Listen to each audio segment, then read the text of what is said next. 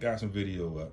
You can see Baldy there. Yeah, and I got yours on mine too. So we gonna get this thing right in a minute.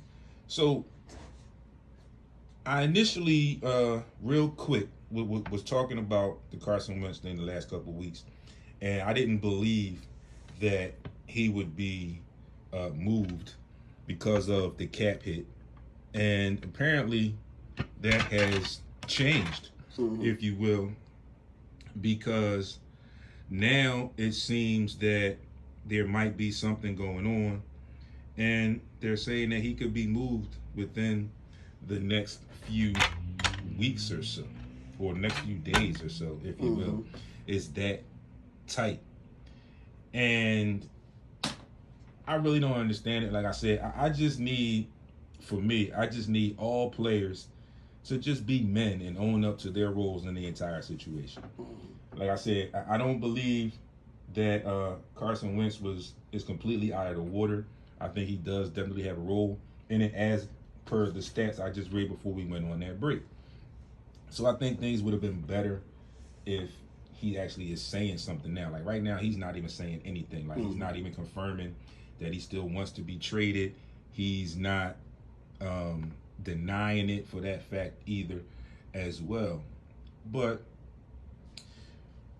we'll see what happens. Like I always say, I will definitely keep my ear to the situation, my ear to the street. And as I get information, as I always do, I will definitely get it to you.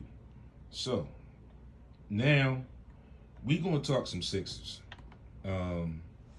And one of the things I want to do is I want to talk about the overall team, and then I want to bring in the Ben Simmons issue, like Baldy was just talking on the break to some people on his feed. And it's really crazy how now our internet is acting really strange and really weird. But we are going to get this thing done. We are definitely going to work this out. And even if I just gotta video it like I'm doing now and share it later, that will definitely not be an issue, because we will get that done. So speaking of the 76ers, looking really good right now. I think we're 17-7. Yep. Right now, currently the top seed in the East. 2 games above the going into the season odds-on favorites, if you will, to be the leader, who we just beat on Saturday night, and a game and a half above the Milwaukee Bucks, who were the champs last year. Well, the second runner-up, whatever, who were the expected champs last year. Ended up being Miami playing the Lakers in the finals, but we all know how that played out. But a lot of bright spots for the Sixers right now. Currently, the starting 5 is undefeated, which is a great thing. I still feel like the team can be improved and can be better. So does the coach. So when the head coach believes that, means a lot. And a lot of these guys on the team currently have bought in to what Doc Rivers is selling. For one, Joel Embiid, I think the switch has finally clicked on. He's been dominant in every game that he has played so far. And especially in that Brooklyn game where the hyperextension. And then he came back in that second quarter and showed you exactly who he was. I think he had 25 of the team's 27 or 23 of the team's 25 points in that quarter. So he shows you what he is right now and where he's looking forward to. And his most recent comments have all been about the team. I also like the fact that he is being a leader on and off the floor. And when I say off the floor, I mean in the game, in the bench area, around with his teammates. Yeah, and real interactive. And on the floor, he's demanding the ball. And he's also talking to players and telling them, look, this is this and this is whatever. If I got him, give me the ball and get out the way, whatever.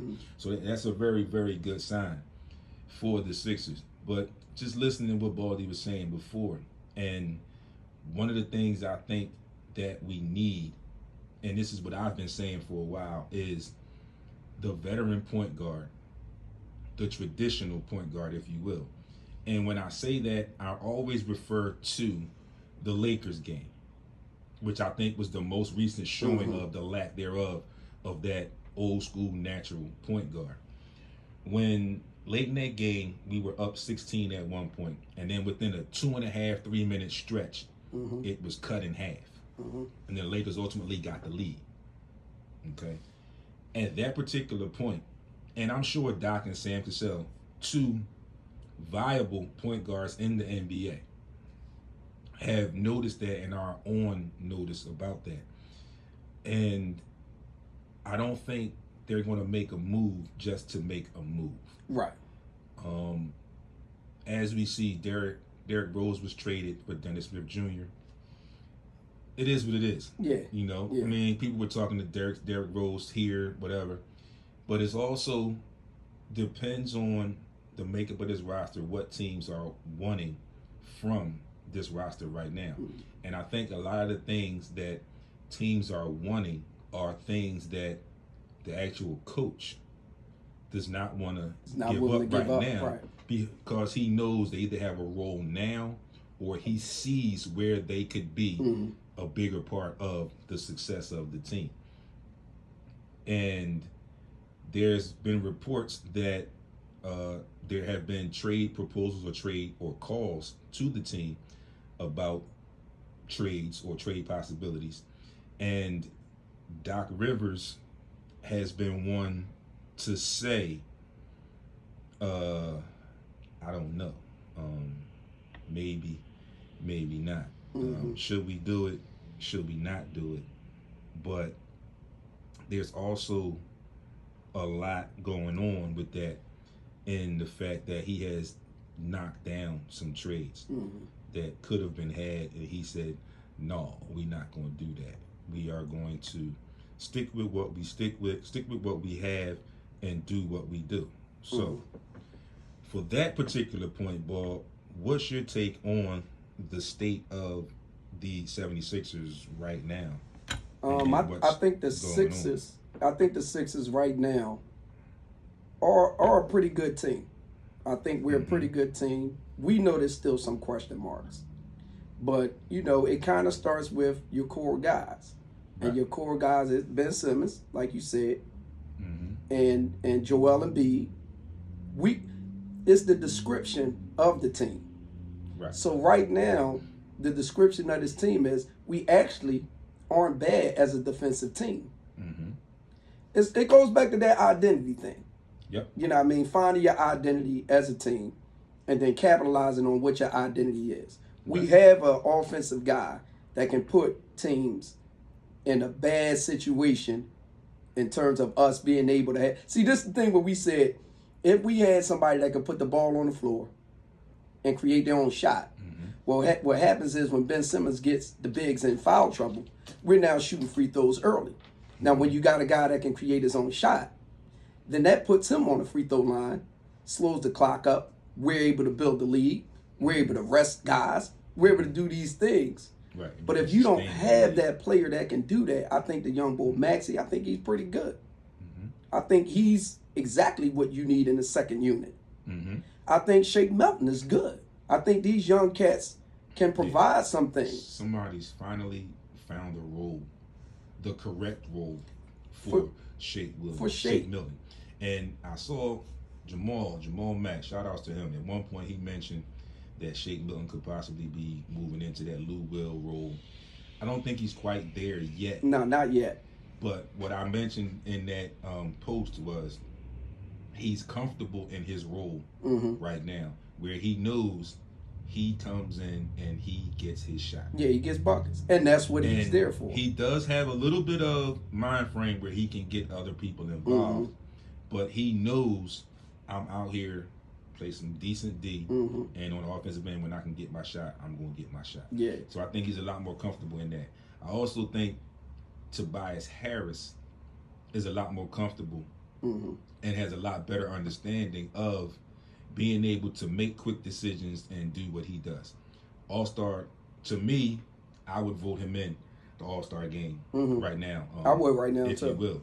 And again, reunited with Doc Rivers, who had him playing at this level when he was in LA before he was traded to the Philadelphia 76ers. So, getting back to that, definitely needed is that that scorer that can get his own shot, that can create his own shot, and it will definitely help. It's not going to hurt. It's definitely help. But again, the bigger question is, at what cost? And that's the question. Right now, I've been talking to some people, and I saw some things about Wayne Ellington, some other people. They even talked about J.J. Redick, but J.J. Redick right now doesn't fit with this unit, with this team. He doesn't. He doesn't fit because, like I was saying, my man Nate had brought up some things. Nate Phillips, thank you, my brother. But Nate brought up a good conversation in terms of, having shooters. And it's like, okay, you can have shooter. But the problem is, what's going to happen when those defenses make those shooters put the ball on the floor? So it takes them out of their rhythm. It takes the team out of an offensive rhythm. And then you're looking at this 24-second shot clock where now you down to 4 to 5 seconds and the guy's putting up a shot that's goofiness. Yeah. And that's what happened in the LA game. The LA game got to a point where it was poor shot selection. And in those poor shot selections, everything just went haywire.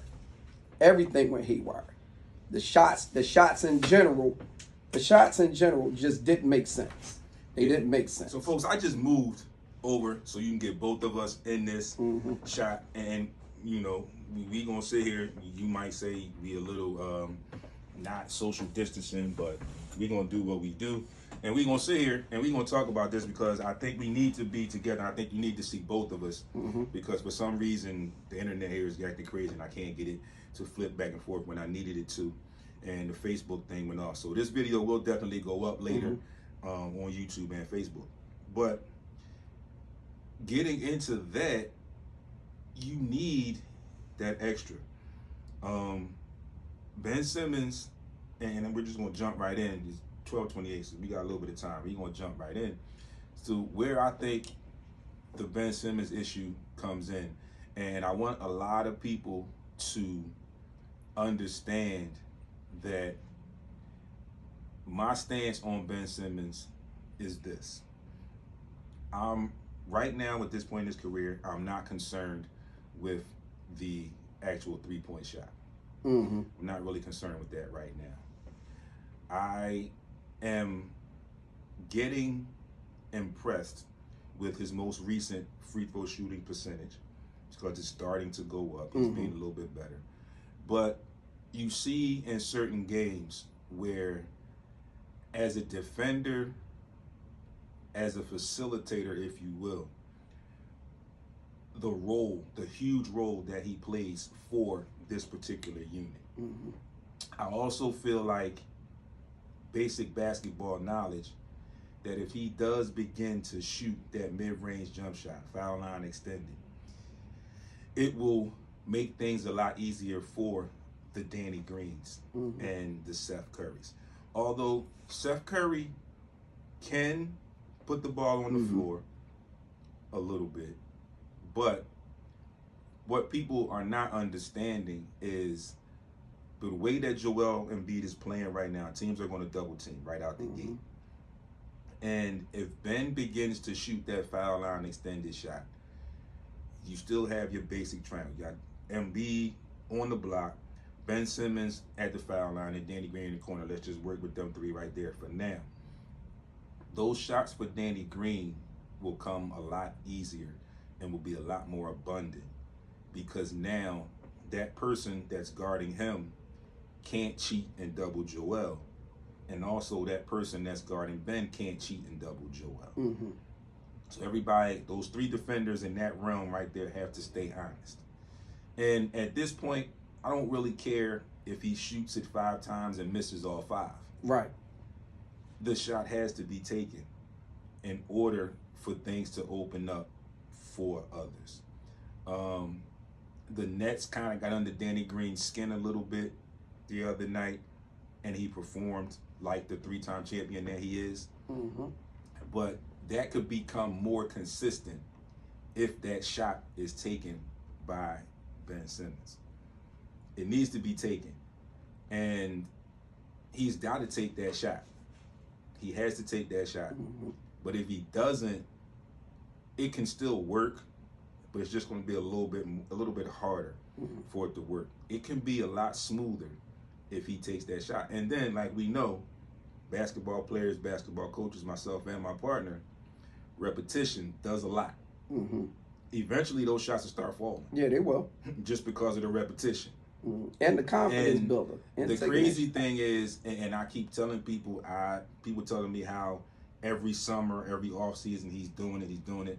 I don't need to see it then. Yeah. Because that's recreational ball, if you will. It's just a higher level because they're all pros. It's recreational ball. And recreational ball, we know everybody shoots the ball. Mm-hmm. Everybody shoots it. Mm-hmm. I need him to do it when it counts. When it counts. When he's working. It's part of his job. I need him to shoot it then. Mm-hmm. That's what I need out of Ben. But again, he does so many other things very well that I don't feel that the need for an immediate trade right now is worth it. Yeah. Because of the value. And again, what will teams want? And the James Harden thing, they wanted the shitload. And it was too much for us to give up at this moment. Way too much for us to give up at this moment. So just had to get that in. Now I'm gonna go on the other side and try and fix mine, but Baldy gonna take it away right now for a minute. So yeah, so I agree. You know, him understanding what a good shot is, how to take that shot, and also we always talk about this too, D. That a bad shot is also an open shot.